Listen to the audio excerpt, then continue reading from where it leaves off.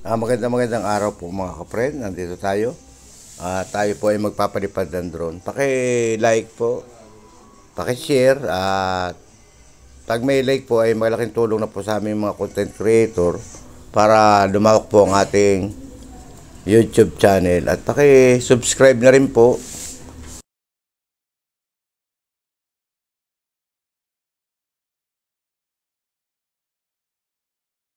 Subscribe na rin po ang aking muntin channel. At tayo po, umpisa po natin magpalipad ng drone at magtitingin tayo sa taas kung anong ano. May mga content lang tayo dito sa Barangay Plaridel, Jose Panganiban, Camarines Norte. Shoutout po sa lahat at maraming salamat po sa mga bagong subscriber at sa mga bagong nagsusubscribe. Shoutout po sa lahat ng mga nanonood sa mandako ng Pilipinas kayo naroon. Magandang araw po at happy viewing po sa tanawin sa taas. Kasalukuyang titimpla ko muna po ang aking drone para magandang lipad niya. At yan, ang tatanong nyo ay ang mga puno dito sa may Plaridel, sa may Barangay Plaridel.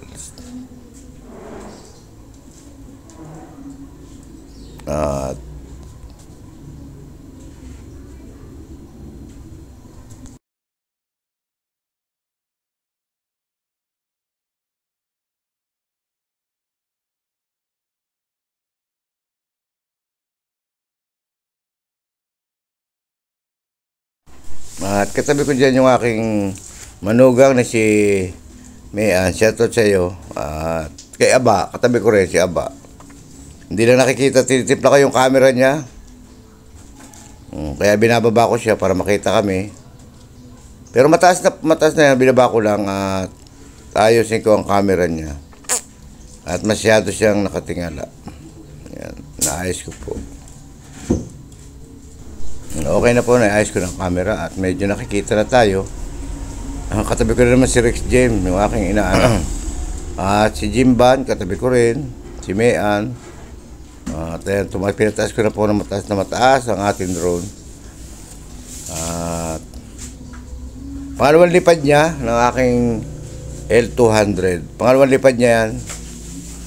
Titingnan ko lang. Nagkatay na magandang view sa taas. At ayun, natatalo kami, medyo ina-adjust ko yung camera, hindi kami masyadong makita, naka-green kasi mataas na siya, hindi ko makontrol yung drone. Ayun, control ko na, nakikita na kami doon, nakakulay green sabay paradahan ng Barangay Plaridel. Yan, mataas na po yan, siguro mga nasa 120 na yan ang taas niya. At medyo lumakas ang hangin dyan, kaya mga ilang minuto ibababa ko at gawa ng tinuturo ko yung aking anak na si Jimban na mag-drive ng drone.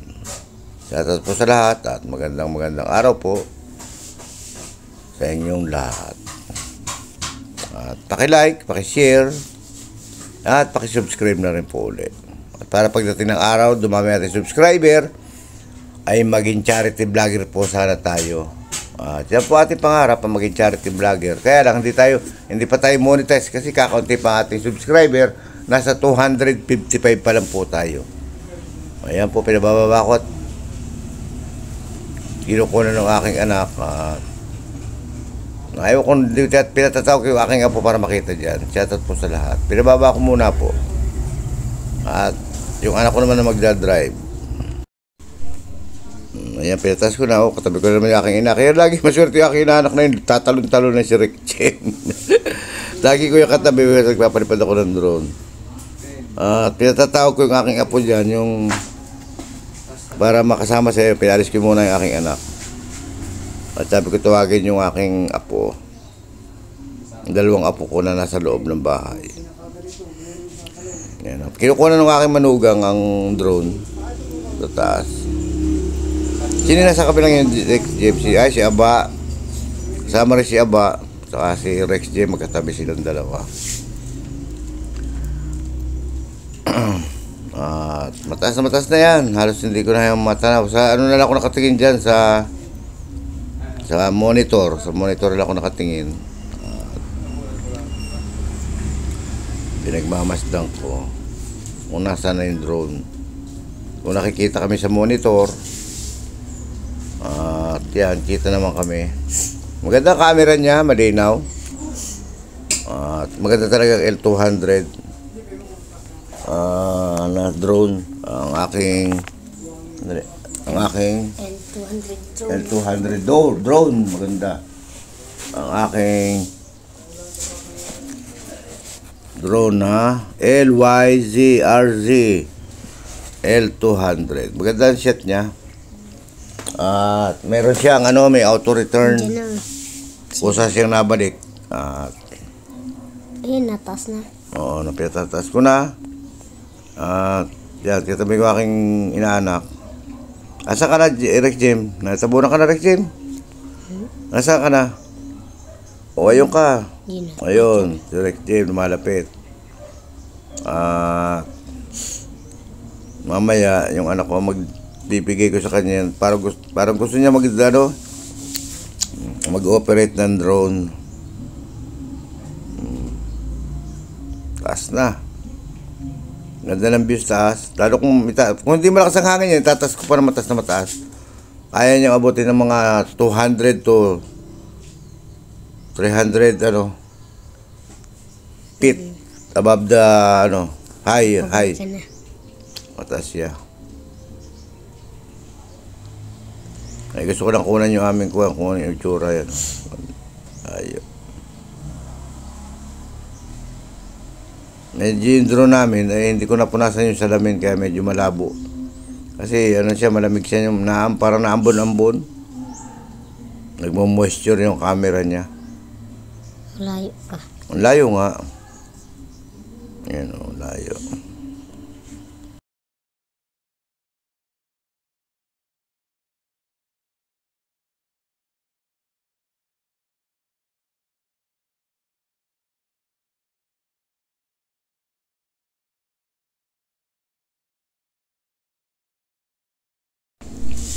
Binababa ko muna ng saglit at parang gusto mag-drive ng aking si Jimban. At sabi ko, tuturuan ko. Andiyan na pala aking